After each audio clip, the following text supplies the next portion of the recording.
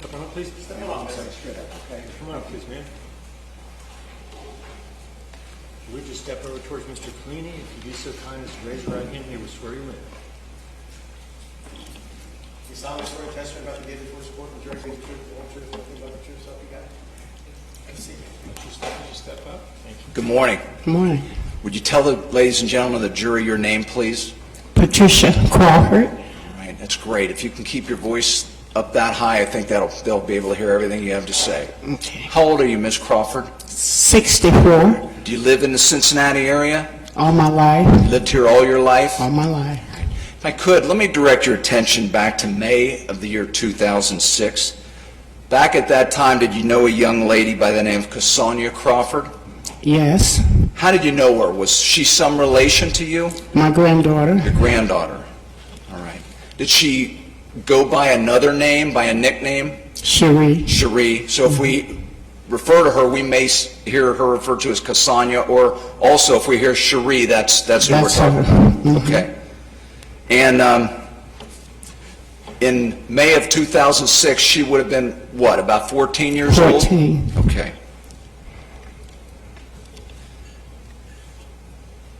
Where did you live back in May of 2006? 102 Jergens Avenue. What part of town is that? That's the Avondale, Clifton Okay. area. And who lived at that address with you? My grandchildren and myself. Okay. And when you say your grandchildren, that would be Cherie, Cosigner, Yes. and who else? Who Her two brothers. were they older or younger than she was? One was older and one younger. Okay. And how did it come about that Cherie and her two brothers came to live with you? I was given custody Why was that? because the mother wasn't doing what she's supposed to do. Sonia's and the boy's mother was having some problems? Yes. Okay. Was this an informal arrangement where she just gave him to you, or did the courts actually give you custody for a time being? The court. Okay. So you were the legal guardian for this period, is that correct? Yes. All right. Can you describe, Cosigner, can you describe Cherie, what she was like then? Yeah, she's a good girl, made good grades. Where'd she go to school? Hoffman. Hoffman? Okay. What grade would she have been in May of 2006? She was headed to the 7th. Okay. No, she was headed to the 9th. Okay. How did she take the fact that she couldn't live with her mother? Well, very well, because she was with her grandmother. Okay, I know she loved you, Yes. but did it ever cause her to be depressed or upset at all that she couldn't live with her mother? Well, she was depressed. Okay. Did she have to take medicine for that sometimes? Yes. Okay. Okay. Did she hope that someday they would be reunited? Yes, I'm sure, but you know, her mom still seed her. Yeah. Okay, so she could still see her mom, right? Yes. Let me ask you this. We haven't heard any mention about Cherie's father. Did she know her father? Yes. Did she have a relationship with him? Yes. Okay. But he wasn't in the picture. He wasn't in her life and taking care of her. He helped take care of her. Did he? Okay. Now, on occasion, would Cherie leave the house without telling you and go places? When she knew I wasn't going to agree with her, she would. Okay. So if she wanted to go and she was afraid you'd say no, she would go out on her own? Yes. But she would always return? Yes. Okay. Ms. Crawford, if I could, let me direct your attention to an evening, May the 3rd, 2006. I think it would have been a weekday evening. Were you home on that evening? Yes. And who was home with you? Before Cosigner left out was Cosigner, Jada. Antonio hadn't gotten there yet. Okay, so was that the younger son or Uh-huh. the younger brother? Yes. Okay, so just the three of you. You didn't have company over or anything like that? No. Okay. And this was in the home that you lived in on Jergens in the Avondale area? Yes. Okay. Now, about 10:30 or thereabouts, did you have some conversation with Cosigner, with Cherie, and ask her to do anything? Yes, I asked her to make sure the front door was Okay. locked. All right. Were you getting ready to go up for bed? I was up already, but Okay. I was watching the news. Okay. But the idea that you're asking her to check on the door and make sure it's locked, you're kind of calling it a night, so to speak? Yeah. Okay. Do you remember when you had this conversation with Cosigner, how she was dressed? She had on her pajamas. Do you remember what kind of pajamas they were? What was that? It was some character. When you say a character, a cartoon character? Yeah, a cartoon character. Okay. If I said SpongeBob SquarePants, does that ring a bell? That's it. Okay. That's it. She's still a kid? Yes. Okay. A little while later, after you had asked her to make sure she checked on the door, did you go out to check on Cosigner and make sure everything was okay? Well, this became later when I didn't hear. She's doing laundry. She's run up and down the steps doing laundry, and I missed her coming back up. Okay. So you didn't see her, you didn't hear her. Right. Did you go out to check on her? Yes, I did. What did you find at that time? I went downstairs. She wasn't there. I went in the basement. She wasn't there. And I found some clothes that she had washed in her room on the bed, Okay. you know, that she had washed and dried. So did you find her anywhere in the house? No. All right. Did you conclude that she had just left? Yes. Let me ask you this. Were there things that, if Cosigner, if Cherie was going to leave the house, things that she would have had with her? Yes. Like what? Her telephone. She would always have her cell phone with her? Mm-hmm. Did she have any kind of jewelry that she always wore? She wore a diamond ring. Okay. Did she have a book bag that she liked and that she carried everywhere? Yes. Okay. How did she wear her hair at that time? She had braids, long braids. Okay. Yeah, probably just hanging. Okay. And let me ask you this. Did you make sure that Cherie visited the dentist regularly? Yes. What was the condition of her teeth back then? Her teeth were perfect. Her pretty teeth? Yes. Okay. All right, when you found that she was gone, were you alarmed by that? Yes. Okay. Even though she went out sometimes, what time was it by now? Was it midnight or later? No, this was about 11 or so. About 11 o'clock at night, but this is dark. Yes. Okay. Did you have some idea where she might have gone? Well, yes, I'm figuring she's gone to her mom's because she had to go that way, and normally when she left out the house Okay. on them kind of terms, she would go to her mom's. Now, did you see Cosigner's backpack? Did you see her ring? Did you see her phone, the things you said she always carries with her? Was that still in the house when she disappeared? No, those were with her. All right. Did you try to call her on her cell phone? Yes. And what happened when you did? Well, you know, they turn them off when they don't want to talk or look at them and don't answer. Okay, so you called that number, but you didn't get any answer? Yes. Okay. Did you try to call Cosigner's mother? Yes. And was Cosigner there? She didn't answer either. Okay. I take it you called more than once? Yes. Okay. Eventually, did you reach Cosigner's mother?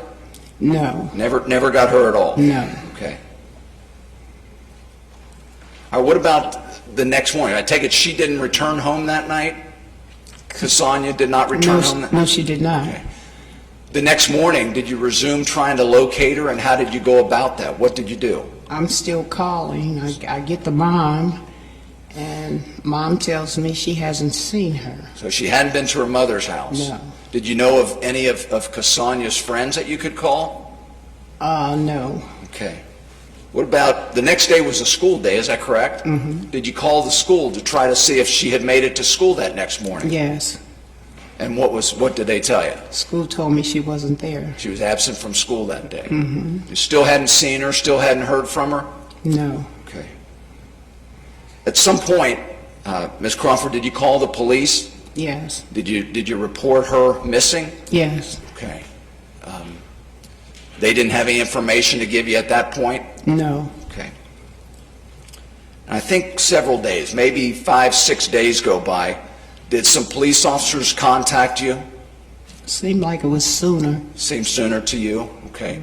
Did they make a request from you? Anything they wanted to get? They wanted to get her dental records. Okay. Did these police officers tell you why they needed Cosogna's dental records? No, they told me they would like to get the dental records. Seemed like to compare. Okay. Did they tell you they had found a deceased person? Yeah. Okay. Did you agree to that? Did you agree to let the police officers get Cosogna's dental records? Yes. Okay. And at some point, not too long after that, did the police officers come back and talk to you about this body that they had found? Yes. What did they tell you? They told me that found a body in the woods.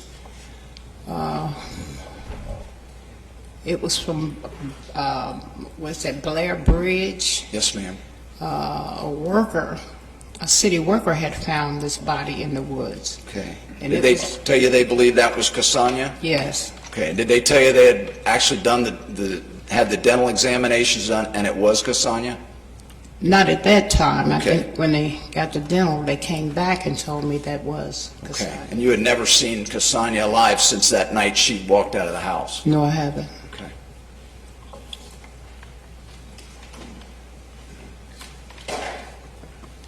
Yes, sir.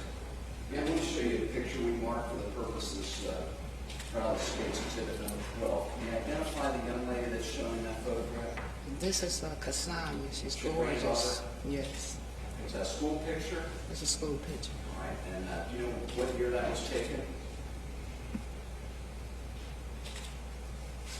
Oh, this goes back, I think, to... Just keep voicing now, I'm sorry. I think this goes back to 4th, 5th grade. She has glasses in that picture. Does she normally wear glasses? Yes. Is that how your granddaughter looks? Yes. This fairly shows her appearance? That's her appearance. Must be admitted into evidence at this time based on the witnesses' authentication. Any objection to the admission of State's Exhibit 12? No objection. Thank you, 12. Thank you. 12 will be admitted. That's your granddaughter, Cherie, is that correct? That's my granddaughter. Okay.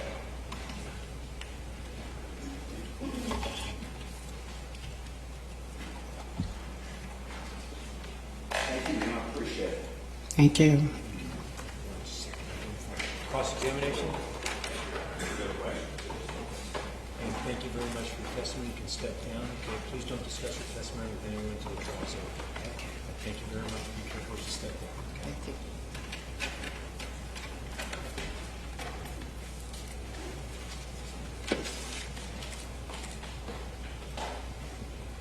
Ladies and gentlemen, I'm going to do this just about every time, so I apologize for it in advance. But is everybody okay? And keep moving?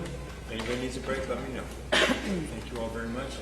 Ready to call your next witness, please? Judge, this might need some explanation from the jury. Our next witness would be Barb McAvoy, and we're presenting her testimony from a prior proceeding. Okay.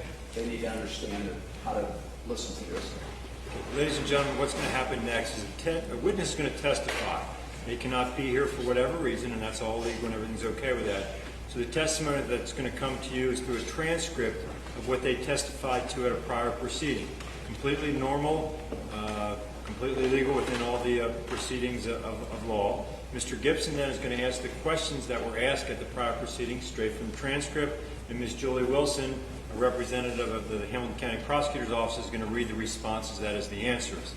She will read those just as the witness's testimony was testified to in the prior proceeding, and you should apply the same test to this testimony as to credibility and the weight to give that evidence, just as you would if the person was coming in here live and in person to testify. Okay? With that, ready to proceed? Yes, sir.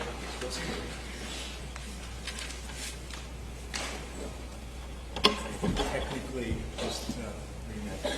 You swear to tell the truth, the whole truth, nothing but the truth, so help you God. Thank you. Watch your step. Just step up. Thank you for your patience. Adjust the microphone so everybody can hear you. Thank you. Prepared? Yep. Ma'am, could you please tell us your name and spell your last name? It's Barbara McAvoy. The last name is McAvoy. Are you currently from Cincinnati, Ms. McAvoy? No, I'm not. What part of the state do you live in? I live in Zanesville, Ohio. Were you originally from this area? Yes. Did you grow up here? Yes. What part of town was that? Groesbeck. Groesbeck? Yes. Coleraine Township.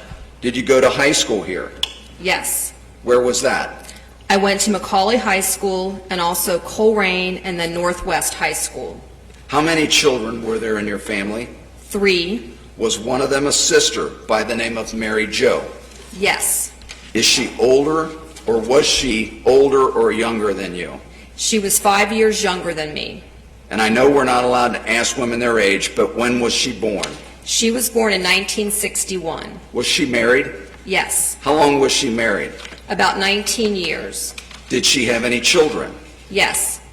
And you had moved to Zanesville, but she stayed in the Cincinnati area, is that correct? Yes, that's correct. Later on in her marriage and in her life, she developed some problems, is that correct? Yes. Prior to that, back to the Mary Jo you grew up with and you knew, what was she like? How would you describe her to people? She liked to have, she was a happy kid. She was a good student. She had a lot of friends. She was a good girl. She never was a problem for my parents. She graduated from high school. She got her first job downtown. I can't remember now. It was an insurance company she worked at. She was just a happy person. And for a while, she had a good marriage, lasted 19 years? Yes. It may not have been quite 19 because my nephew was, I think it was about that, but I can't remember exactly how long. It was around 19. Later on in her life and her marriage, I asked you, she developed some problems, is that correct? Yes. What were those? She got into some drugs and she had a mental disorder. She was bipolar, had some bipolar disorder and maybe fell in with the wrong friends, maybe. She did a lot of walking around. She didn't have a car. She had a car to drive for a while, and then something happened to the car, so she did a lot of walking and taking the bus. You mean walking the streets? Yes. And what effect did this combination of the mental problems that developed and the drug use that developed, what effect did that have on her marriage and her family life? It affected her marriage and her role as a mother for her 3 children. She tried to be there for her children as much as she could, but she did leave her and her husband's home. She left town and the children, so I'm not sure. It just she just wasn't happy and things just weren't working well for her. And she got into using the drugs. And I think it just distorted her thinking and her common sense about what was important in her life. And she wasn't keeping her priorities straight. Going to the last year of her life, 2006, where was she living at that time? She was living with my mom. Was that still in the Groesbeck area? Yes. It's Burnside Drive, right off of Coleraine. Right there, across from Kroger on Coleraine. Mount Airy area, I guess. Did you still keep in touch with her, with your sister? Yes, I did. How often would you see her or talk to her? Since I live in Zanesville, I've been down maybe once a month ever since 1975 to visit family. And I always saw my sister on my visits. And I guess, that's about as close as we were. We couldn't be really closer because I didn't live here, but my dad... But you still kept in touch? Yes. That last year of her life, the first part of 2006, you had mentioned these mental problems that developed. Did she actually have to be hospitalized for those in March of 2006? She did. She was on the psychiatric unit at the UC hospital for a while. That was in March of 2006? I think that was about when it was. She was living with my mom, and my mom was trying to help her, but no one... Did she want help? Not the right kind of help, I don't think. She wanted to do what she wanted to do, and she didn't want to listen to us. Tried to say, Mary, this is important or whatever, She wasn't listening too well to us. After she was in UC Psych in March, she got out, and if we could go then to June of 2006, when was the last time you actually had contact with your sister? The weekend, It might have been like June 11th and 12th, I'm thinking, was the weekend that I was down here At your mom's house? at my mom's house. And she was still there? Yes, she was there, and I saw her on that Saturday night, and she was going to be going out to meet somebody. I don't know who. She was on the phone with someone and was trying to arrange for somebody to come and pick her up. I don't know who she was talking to, but she wound up leaving the house, and to my knowledge, she left on foot. I mean, I think I was at the door and watched her walk down away from the house, and that's all I know. I mean, I don't know if she got picked up or not. I mean, I can't say that for certain. Did you ever see her again? No, I did not. Did you try to get a hold of her after that? I talked to her the next day on Sunday on the phone. I believe she called my mom's house. Of course, I was still there. I was down for the weekend.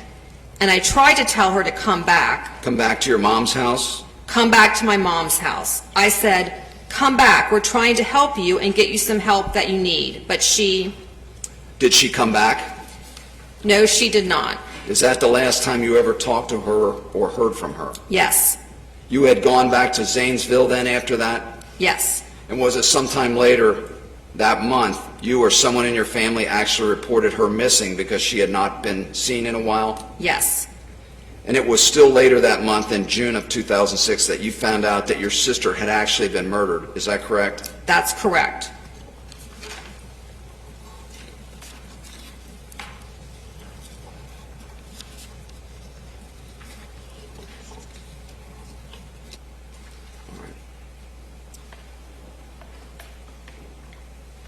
The weekend, I think you said July 10th, 11th, or 12th. That's the last contact you had with your sister? That's correct. And it was later that month you found out what had happened to her? Yes. And then, just the last thing, if I could, Ms. McAvoy, I want to show you what has been marked for identification purposes as State's Exhibit 18. Can you identify that? That's my sister, Mary Jo.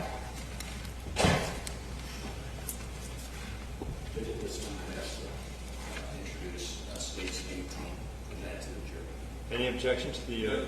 No objection. Thank you. State's Exhibit 18 will be admitted.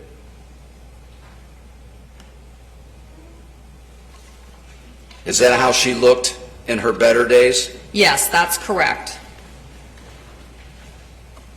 I believe that's the conclusion of the testimony of this witness, Judge. Is there any... No? Okay. All right. Thank you very much. Thank you, Ms. Wilson. Very nice. Thank you. Okay. Everybody still okay? Good job, ladies and gentlemen. Okay. You ready to call your next witness? Judge, our next witness is going to take a little longer, and we're going to have to get some of our exhibits, and we'll try to get the time to take a short break. I think this witness might take us till the conclusion of the... Okay. That's fine. All right. Ladies and gentlemen, we're going to go ahead and take a short recess. There's not nearly all, the people we've had, so this won't take very long. All the admonitions are still in effect. Do not talk about the case. Don't think about the case. Forget about the case. Basically, don't discuss, let anyone discuss it within the presence. And don't watch, view, or see anything regarding the case. I think you know the drill kind of, but I still have to do a little bit. Just relax for the next couple of minutes. We'll get you back as quick as we can. As soon as they're ready, we'll get you back, and we'll go till 1:30, okay? All right, thank you all very much.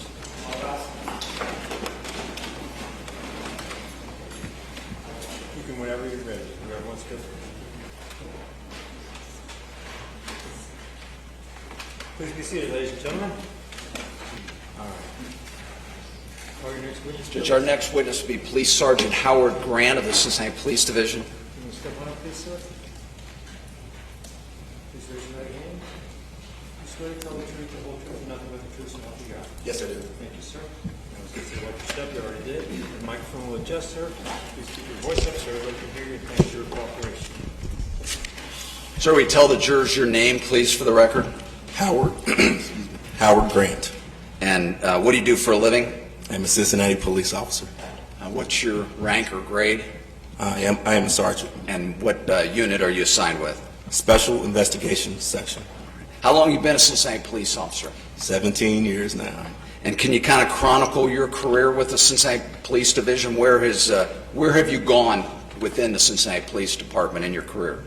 I began my career in 2001 I was assigned to District 3, which is on the west side of town. It encompasses all the neighborhoods from Fairmount to Westwood, Price Hill, Lower Price Hill, Sailor Park. I spent 5 years there. Then I took a job within the police department as a personal crimes unit investigator, as a police officer. We investigated sex offenses and crimes against children of all nature. I did that for 2 years, and then I moved on from there. Right after that, I became a homicide detective, where we investigated anything from murder investigations to any other serious offenses, baby deaths, and things of those nature. Any type of death that occurred in the city, I investigated while in homicide. In 2015, I got promoted to the rank of sergeant. So I left the homicide unit, went to District 5, which encompasses Clifton area, College Hill,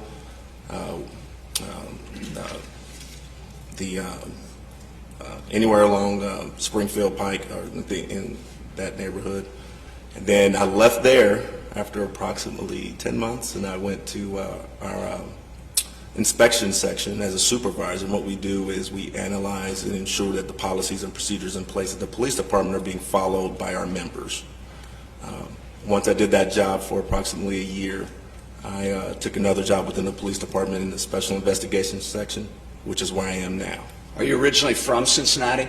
I am born and raised here. What part of the city did you grow up in? I grew up in Evanston, Avondale, and Pleasant Ridge areas where I spent a significant portion of my time. As a result, are you very familiar with those parts of town? Evanston, Avondale, Walnut Hills, you familiar with those areas? Correct. Now, when you were assigned to the homicide unit, were you assigned a partner that you would work with? Yes, I worked with many, but I had a designated partner on a daily basis. All right. And when was that you went to the homicide unit? December 2007, I went into the homicide unit. All right. And who was your initial partner upon your arrival at homicide? William J. Hilbert. Okay. And he's a longtime homicide investigator? He is. He's got a significant amount of years in that unit. At the time you were assigned to him, were there a couple of cases that he was working on that were unsolved homicides? One involving Sonia Crawford and one involving Mary Jo Newton? Yes. All right. Those homicides were from May 2006 and June 2006, is that correct? Correct. Did you work on those cases with Detective Hilbert? Yes, I did. As his partner, I assumed the responsibility of investigating those offenses as well. All right, starting with the Sonia Crawford case, she went missing the evening of May the 3rd, is that correct? Correct. Can you walk us through where that investigation went from the time she became a missing person till the time her remains were found? She was a missing person, and missing persons cases are handled primarily in our personal crimes unit. So their role is to basically do everything they can to try to find the missing person, which is what they were doing at the time. Around May 9th, I believe, there were city workers at the dead end of Blair Court, which is the 1000 block of Blair Court, discovered a burned body. And at that point, they notified the Cincinnati Police Department, and our investigation began that day on May 9th. Okay. So you had a missing person, and now this body turns up. Was the body visually identifiable?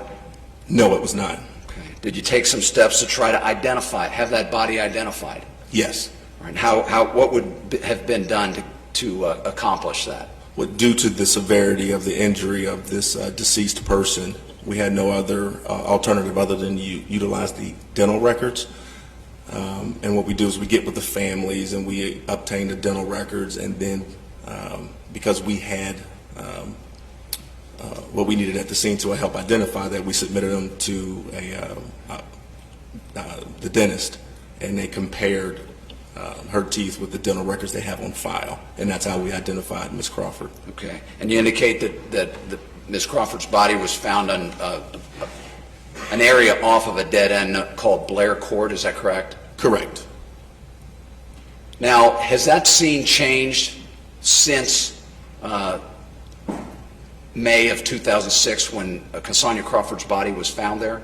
Correct. That scene has changed significantly. And anybody familiar with the Cincinnati area, you would know that I-71 took a significant change around the Martin Luther King interchange.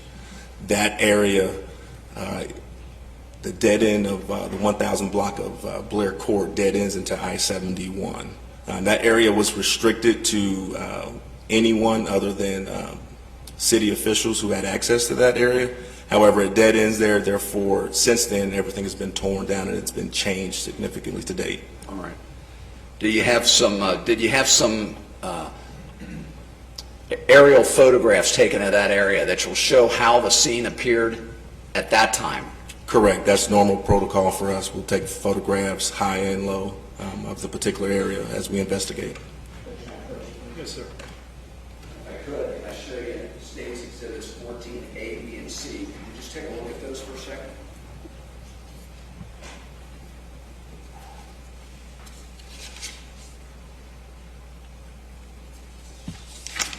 Are you familiar with those photographs? Do you know what they show?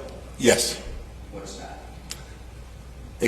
State's Exhibit 14A shows the interchange of I-71 with Victory Parkway running right underneath it in the Walnut Hills area. It also shows a few towers in the area and also the dead end of Blair Court. And that's the way that area appeared in May of 2006, not the way it appears now. Correct. Right.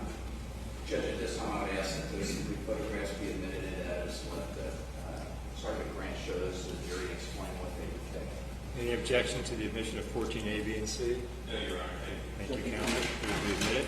Come over here. You can probably use this, just lay them here, you can point and then stay out of their way while you describe. And start with 14A. 14A, as you can see, this is I-71 north and south as it runs here underneath it here. You see Victory Parkway. This is considered our Evanston, Avondale, and Walnut Hills area, all encompassed. You see a sheet at the bottom here. You see a billboard here. Regulated billboard that was there at the time. TV is still there. On the top right-hand corner here, you see the football field of the Walnut Hills High School. There on that strip that runs down, there's Jonathan, and one that runs across the saucer.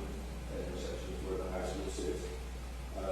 As you see behind this billboard here, you can vaguely see there is a dead-end road right there that is in the court. That's on Exhibit 14. Was at the time that we're talking about, May of 2006, did people use this as a cut-through? People did use it as a cut-through. Since the interstate runs above it, there is a few walking paths that will allow you to get up to the Avondale area, is where the crime scene is. Okay.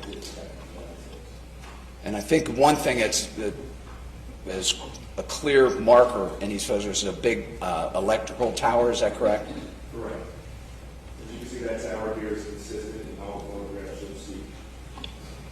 As you can see here, where I'm pointing, that is the airport. There is, it's a fenced-in area that you'll see later. It's a fenced-in area that the city workers only have access to. So it's closed out to pedestrian traffic and things like that. 14C, another photo that you can see behind the news here. That is the dead end of the court. That's the area to investigation of the tax.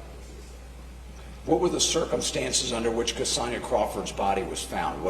Why did someone happen to be down there? City workers were down there to cut down the brush. Back in the day, they do maintain, that's one of their responsibilities. The city workers were back there. Okay. All right. If you take your seat, I'll call you back up here in just a second.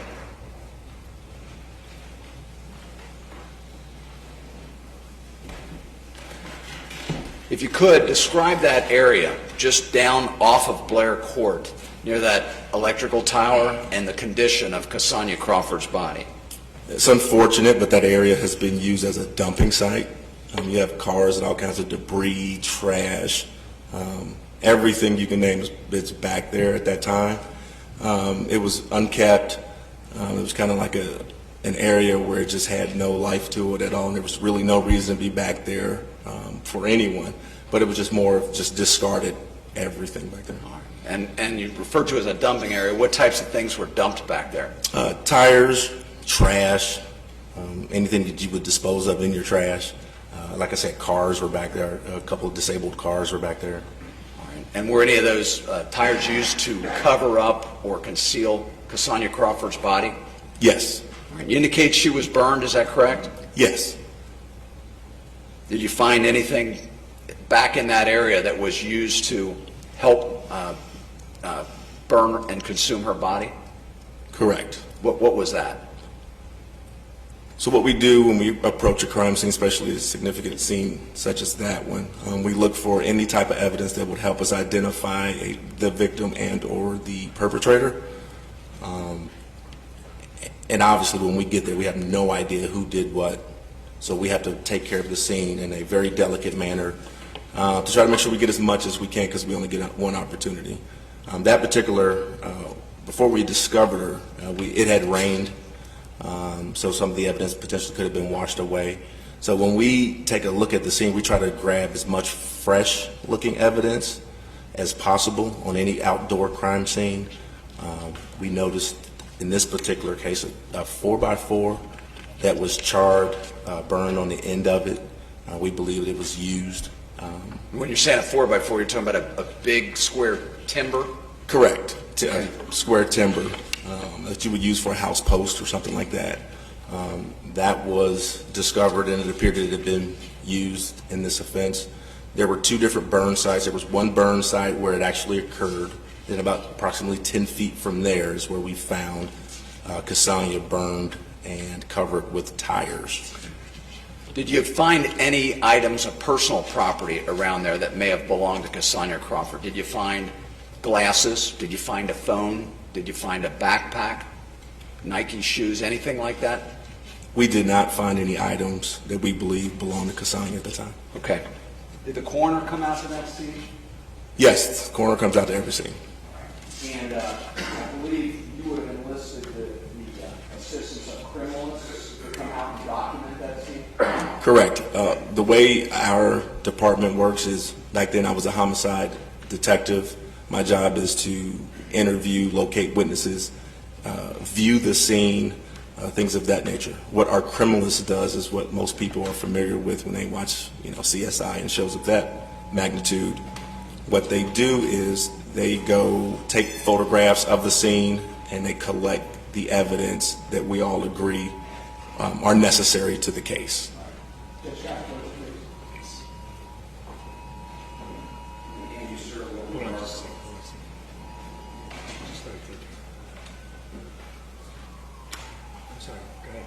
Andy, sir, what we marked for the purpose trial states exhibit 16A through 16N.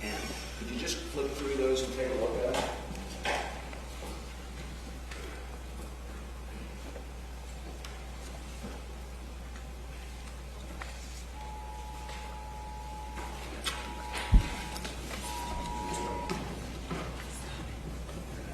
I just was hoping we could get rid of that.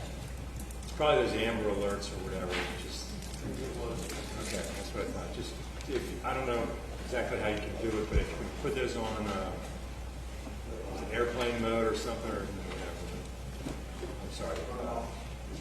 Good. What was your next question, Skips? I'm sorry.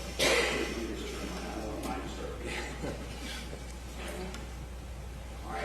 Those photographs, are you familiar with those photographs? Yes, I am. You've indicated what a criminalist does, and that he takes photographs to fairly and accurately document the scene. Is that correct? Correct. Is that what those photographs 14A through C are?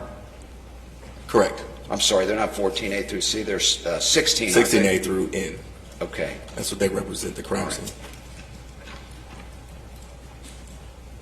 And Judge, at this time I would offer State's Exhibits 16A through N into evidence to be displayed to the jury. Okay. No objection as to their authenticity. Okay. And anything further has already been noted for the record. Okay with that? Okay. We'll stand on that. I appreciate that. With that in mind, State's Exhibit 16A through N will be admitted. All right. Sergeant Grant, if you would come back over and show those to the jury the way you did the other photographs that were admitted.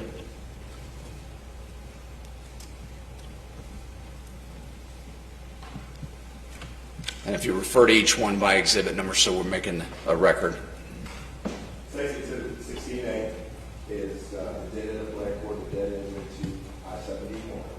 As you can see, there's a sign put up by the city of Cincinnati that says road closed, access number if you need to call. That's our city agency that does all the cleanup around the city. 16B represents the opposite side of the fence, and as you can see down here, down to the right of what you just saw the last photograph, there's a trail that leads back in there, and that's where the sign is found. It's so thick it's almost hard to see in that photograph. Would that be fair? Right above my finger. Okay. There's a trail. And can we see the electric tower at all in that photo? The electric tower is to the right, as you can see here. Okay. The brush was made springtime. Trees growing all over the place. Okay.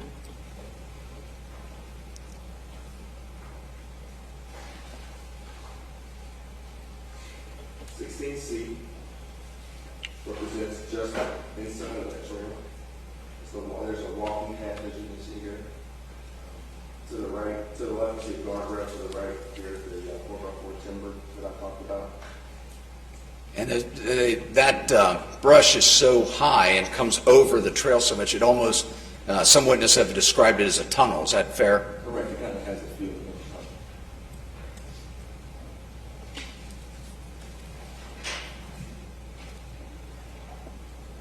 16D is a more detailed version of the last photograph we just saw.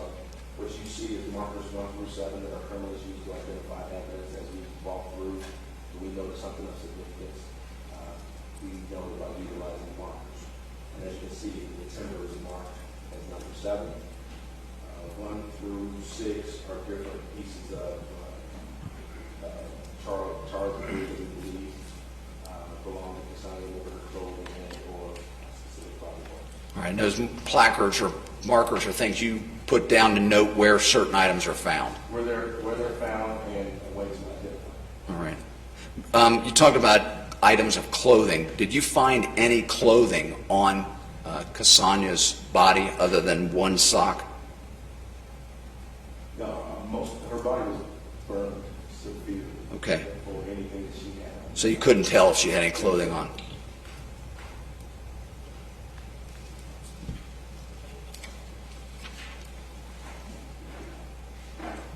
16E depicts the first burn site that we found. Initially, we believe that she was burned there. Above it, there were honeysuckle growing. You can see above that the greenery had been charred as well. Therefore, that indicates that there was extremely high heat at that specific location.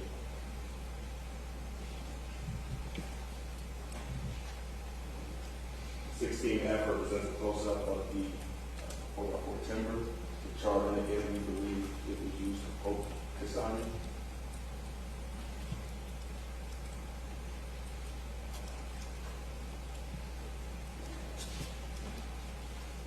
G represents the second burn site. As you can see, the tires just below that. That's where Cosigner is lying at this point.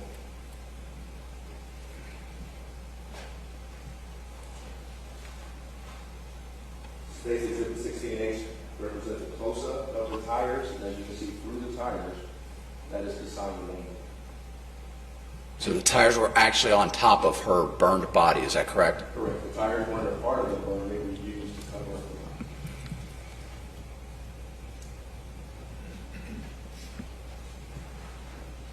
items more close up. Take quality photographs, make sure we don't miss anything, but it's a more close up view. Now you can see that's Cassandra's head, hair, and her shoulder area.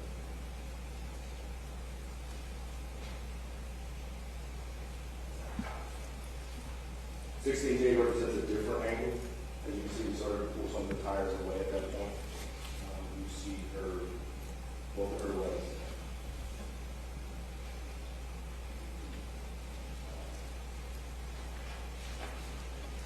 16K. All the tires have been removed at this point. No photograph of her head and shoulder area.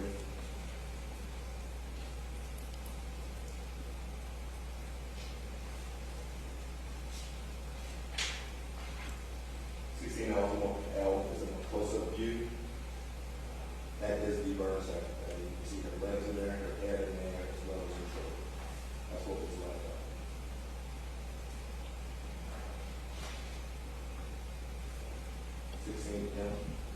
Another close-up of her head and shoulder here.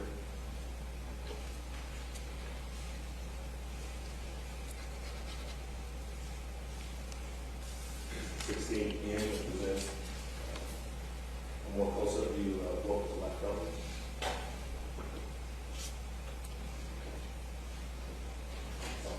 All right, you have a seat. Thank you.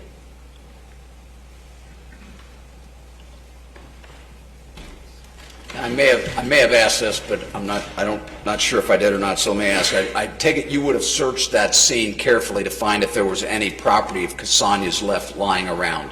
Absolutely. That's one huge crime scene for us because we don't know where we kind of have an idea where it started. We don't know where it ended. Therefore, we take every opportunity to go as far as we can and exhaust all our resources to locate evidence of any type. Did you find a cell phone that may have belonged to Sonia? No. Did you find a book bag, gym shoes, glasses, a ring, anything like that at the scene? No. All right. Now, you showed one of the photographs where the tires were actually placed on top of Sonia as though to hide her. Did you look at those tires to try to find DNA from the person who might have put them on top of her, or to find prints or anything like that? Yes, we did. All right. Now, on CSI, they can always find prints and they can always find DNA. Is that realistic? That is not realistic. Can you tell us why? For a multitude of reasons. That is a TV show and it's made for entertainment. What we do is real life, and we deal with real life circumstances, i.e. Like this outdoor scene. Weather plays a factor in there. The fact that some perpetrators use gloves or just any other kind of mechanism not to conceal who they are. And in this situation, this body was burned, therefore it didn't leave any DNA evidence available for us. And with the tires, it's very unlikely you can get fingerprints off the tires. However, we did search for DNA, but again, it's an outdoor scene. That scene had been there for a few days before we discovered. Anything could have happened to wash away any type of forensic evidence. So even though it was unlikely you were ever going to find DNA or fingerprints on those tires, nonetheless, you made every effort. Absolutely. Okay. Did the coroner come to the scene? Yes. All right. And did the coroner examine the body at the scene? Correct. Our policy is we do not touch any body until the Hamilton County Coroner's Office shows up and does their evaluation. And then once their evaluation is complete, if there is evidence to recover from the body, then we move forward with that. All right. And the coroner had that body then transported to the morgue for identification and autopsy, is that correct? Correct. All right.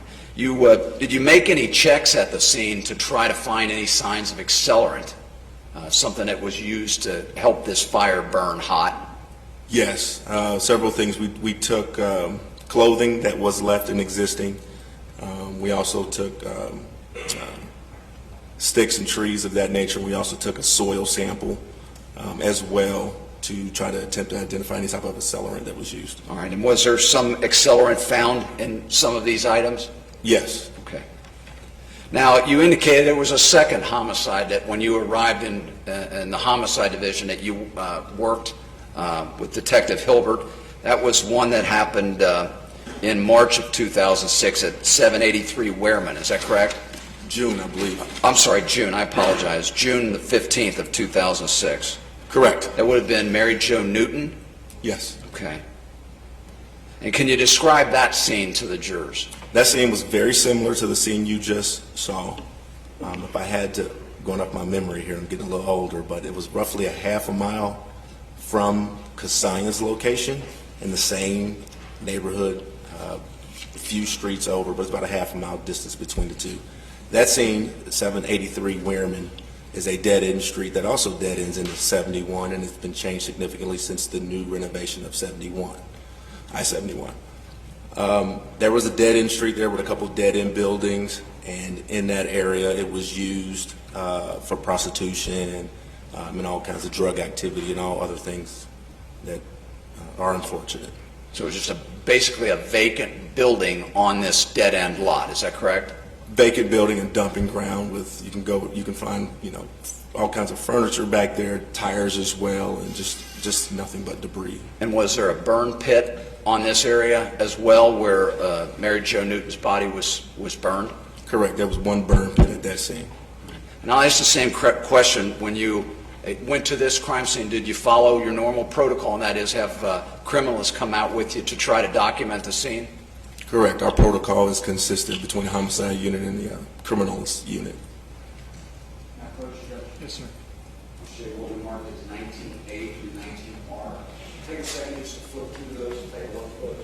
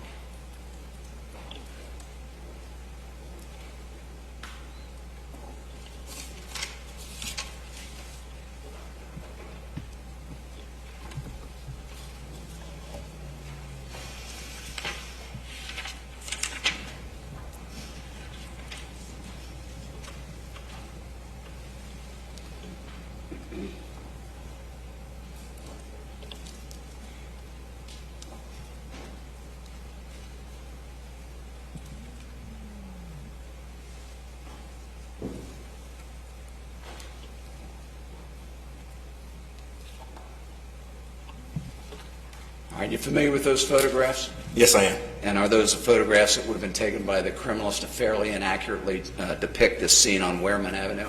Yes. All right, Judge, I'd ask that they be admitted into evidence and displayed to the jury. Defense?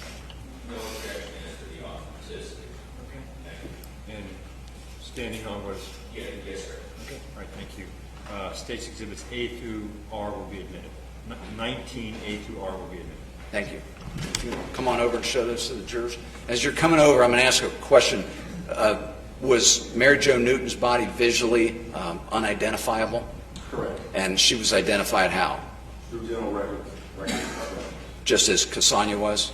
Yes. All right. If you could, just as you go through each photo, refer to an exhibit number.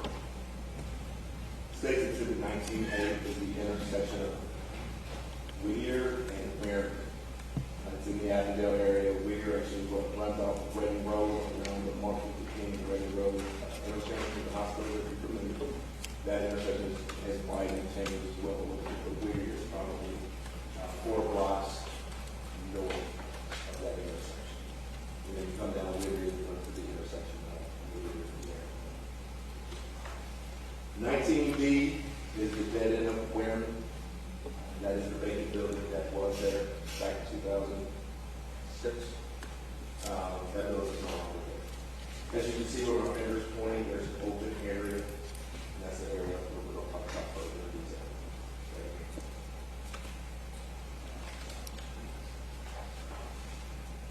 19C is a closer view of what I just showed you, the dead end of Wehrman. To the right here would be the building that we just saw in the last photograph. And what we see is evidence markers on the ground identifying fresh type of evidence that we deem to be relevant to our investigation. Sergeant Graham, before you go from this photo, which I believe is 19C, when you go to a scene, do you always know what's significant and what's not significant? We do not have to analyze the scene. With an outdoor scene such as this one and Sonia's, which was a month earlier, we try to look for the freshest evidence. So that you know whether it's beer cans, tires, the type of debris, you can tell if it's been wet. Once it's been wet, it's been out there for a significant amount of time. But when you show up, and in this particular scene, you see condom wrappers that look pretty fresh, still, they've been in the elements very long. You see actual condoms down there that haven't been out there very long, wire ties, just things of those significant that look like it was fresh, so to speak. We don't know if it's tied to that particular investigation, but we're not going to just leave it there and not acknowledge it. And so if you're going to take it, you've got to somehow mark and denote what you found where, is that correct? Correct. And in this case, would the criminalists have done a diagram and noted where each one of those markers was and what each marker denoted? Yes, we have several criminals that go out to a scene. One takes photographs, one actually marks the evidence, the other one takes the notes on the markings. So usually it's 3 to 4 out there, put it on the sides of the scene, so we get doing dual roles, things of that nature. And in this case, if I could show you what's marked for the purpose of this trial, states Exhibit 9S. It's a 2-page document. I'm sorry, 19S. Could you tell us what that is? 19S is the actual diagram. Yeah, please. Well, not just yet. 19S is the diagram that was taken of the crime scene, which indicates all the evidence markers that you see here in the photographs. It's also in this diagram. So it kind of relates to the 19C, the photos that the jurors are seeing now. That is correct. Does it fairly and accurately reflect all the items that you found and noted and collected at the scene? Yes, it does. Judge, at this time, I'd offer 19S into evidence. Any objection?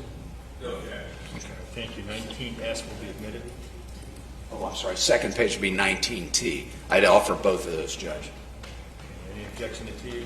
No objection. Can you just briefly set that on top and just show that the jurors how those two things relate to each other? Just real quick for the record, 19T is also admitted. I'm sorry, go ahead. Thank you. As you guys can see, you see evidence marker 7, 5, 23, 6, 9, and 4 in this particular photograph. What you see here is the diagram that is created. Here's Whittier, here's Ironman, here's the day. 783 is the vacant building that we saw in the other photographs. All right, as you can see marked here in section 120, there's evidence marker 3, 7, 5, 6, and 4. That's how it corresponds between the diagram as well as the photograph. Now you can see there's other numbers. That's every place that we picked up evidence. And each piece of evidence would then be placed in a property envelope with the number on it, so you know this was found here, etc. Correct. Okay.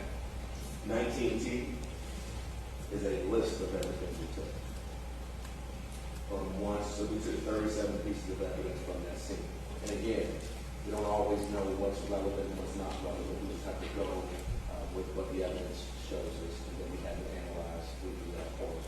All right. If you could go back to your photos, I think we're up to 19D.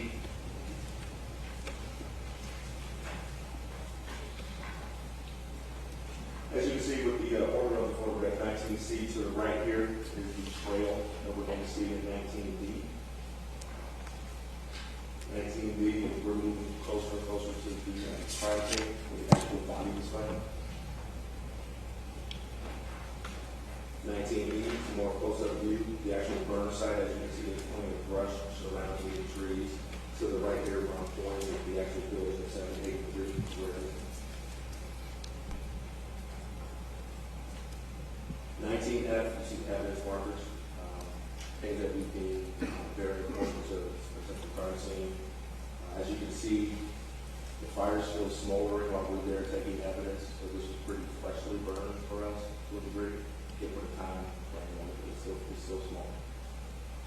And as you can see also in this photograph, you see the debris, you see cups, just trash, and just other debris. Everybody could have had it, therefore, you did not believe it was relevant, you did not believe it was significant.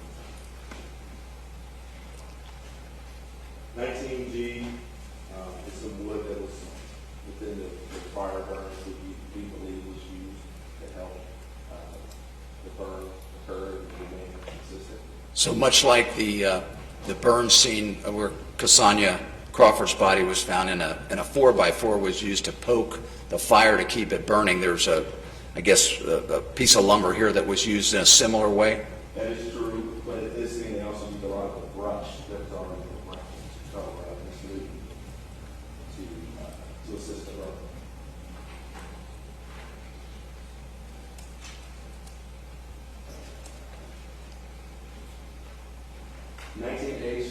reflects the scene from the opposite view of what you just saw. So as you can see, that guardrail, that is Rearman. This is what we consider the south side of the building, 783. So what our criminals did was walk past the crime scene, turn the camera around, shoot back toward the street. And in this area where you see it still smoking, where the body was located.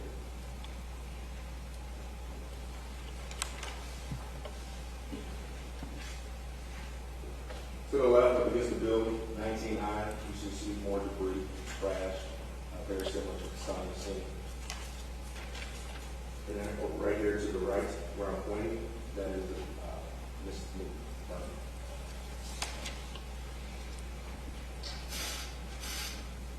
19J is more close-up view of the scene. This is the actual burn site.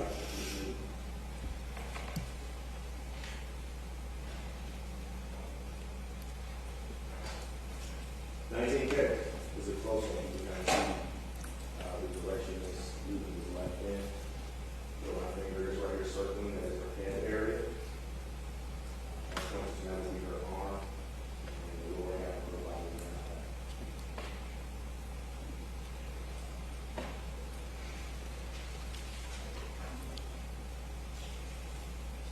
19 now is more close up on a different angle. As you can see where I'm pointing here, over this new bridge there, indicating the direction she was going in.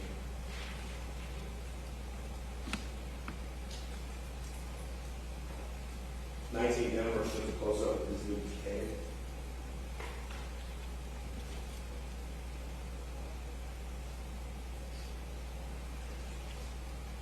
In.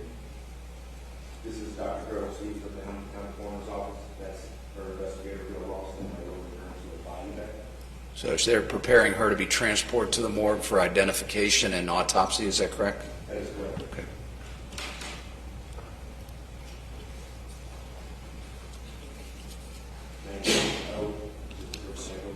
Body bag. 19 feet, which is our evidence marker number 13, represents Ms. Newton's foot. Her foot was approximately 10 feet away from her body. 19Q gives us a reason to believe it's her foot as well, but gives us reason to believe it was removed by an animal of some sort. So after she was killed and set on fire? Correct. Okay. An animal probably came off because of the types of bites that you see around the foot indicate that it just moved slightly away from the body.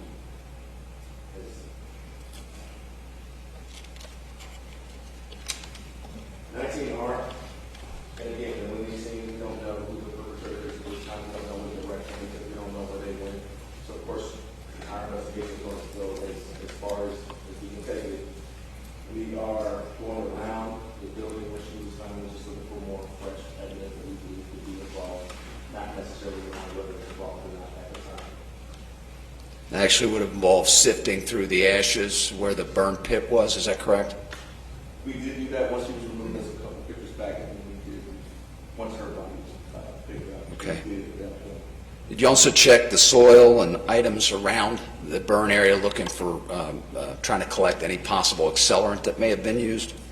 Correct. We did collect the soil as well, no different than the same protocol that we did at the science came soil stage. The difference with this scene is there were accelerants, the air, so to speak. There were 5-gallon cans that somebody had done oils and different type of accelerants that could be used. All right. All right, now before you sit down, you also had some maps done, is that correct? To show the jurors the correlation of these two homicides, is that correct? One in May and one in June of 2006? Correct. Let me show you first State's Exhibit number 13. I'll ask if you can look at that and just take a look at it. Do you know what that is? Yes, I did. And could you tell the jurors what it is? It is a map of the route we believe Sonia Crawford took. We didn't go over the details of that, but the route that she took to get home prior to her being encountered. All right, that's based on any information you received by the people she talked to that night after she left her grandmother's house? Correct. Okay. Talked to 2 people. All right, and does that map fairly and accurately take into account that information And does it accurately reflect where she would have gone? Correct. Judge, at this time, I would offer State's Exhibit 13 to be displayed to the jury. Any objection? Okay, 13 will be admitted. Point out the significant things for the jury that are on State's 13. You can think back to the photographs we showed the first one, 1680 in. Within those, I showed you photographs of 71 north and south. I did Moment Hills High School, and there's the Victory Park there, and underneath 71. As you see here, where it says Jonathan and Solster, that's where the football field sits. And in this area would be the Avondale area, and here's Blair Court, that building's in this area. The green line represents two locations, 1711 Kenny Avenue and 102 Jervis Avenue. The green line indicates the route we believe the Sonia was taking to get. 1711 is her best friend's house, is where she went. She did successfully made it from Jervis to Kenny. She didn't stay with her. She left. She walked everywhere she goes. She walks back from Kenny toward Jervis, and that's what we believe she was intercepted by the Okay. All right. And if I could show you another map that was prepared in connection with State's Exhibit 15. Take a look at that. You familiar with it? I am. Can you tell us what it is? State's Exhibit 15 represents a map that points out three locations. Three locations are the Sonia's burn site, where she was found in the 1,000 block of Blair Court. It shows 738 Warren, where Mary Jo Newton was found, her body was found. And lastly, it represents 860 Ridgeway, which is the first location at the time. That map fairly inaccurately show the proximity of those locations to each other? Yes, it does. Judge, at this time, I would ask that State's Exhibit 15 be admitted into evidence and displayed to the jury. Any objection? No objection. Thank you. 15 will be admitted. As you can see from the several maps I've shown, this area indicates 71 north and south. There's a bridge here, Salter, Jonathan's the street here that's identified. Football stadium would be here at the Walker High School. Dead in the Blair Court would be this marker indicated here. Tower would be somewhere right here in this area. We move here 783 Warren. Here's Whittier here. That's the intersection that we dead in. You see 71 runs right behind it. And this map is according to 2006. 860 Ridge, which is Kirkland, this house is indicated here. So what you see here is the distance from his house to both burn sites. 0.2 miles with the Sonia's burn site, is where Mr. Kirkland lived at the time, and 0.4 miles from this new burn site. Less than half a mile. Judge, can I have just a second, please? Yes, sir. This looks like it might be a good time. I don't have any other questions, Judge. So you're finished totally, or just for the day? I'm sorry, Mr. Guy, I didn't hear. You Yes, finished? I am finished with my direct examination. Okay, all right, Judge. All right, well, it's time to call it a day. We told you that we're going to stop at 1:30, and we're going to stop at 1:30. Let's do this. Sergeant, can you come back tomorrow by 9:30? Is that okay, sir? Absolutely. Okay, all right, thank you, sir. All right, you go ahead and step down. Let's hear back your... We will not have cross-examination Oh, okay. of Mr. Grant, so Well, I appreciate that that. helps him. I'm sure it does. Check on that before we had to come back. I was just setting him up to come back. I appreciate that. Sergeant, thank you very much for your testimony, sir. You are excused with our thanks. Please don't discuss the case at all until the case is over at this point, okay? Thank you. Thank you very much, sir. All right, thank you all for that. Ladies and gentlemen, as we indicated, 1:30 is the breaking time. I know you're probably getting hungry and all that other stuff too, so we're going to call it a day. Here's the admonitions. Do not discuss this case among yourselves or with anyone else. Do not permit anyone to discuss it with you or even in your presence. And it is your duty to not to form or express any opinion on this case until it is all finally submitted to you. What that means, of course, is just don't talk about the case. It's the same thing, though, as far as viewing, watching anything, any media report. You can't do that. If you stumble into something and you think I should know about it, just let me know. Other than that, you guys are doing great. We appreciate that. We will try to get you back together here at 9:15 because everybody's on the same schedule now. At 9:30, we want to bring you in, get you going, okay, and go till 1:30, then get you out of here, okay? If we can get 4 solid hours in, believe me, you kind of see how things go around here. It's a good way to do it. We can all get together and get going on, okay? Thank you very much for your cooperation. You had a good day. We'll see you back tomorrow in my jury room at 9:15.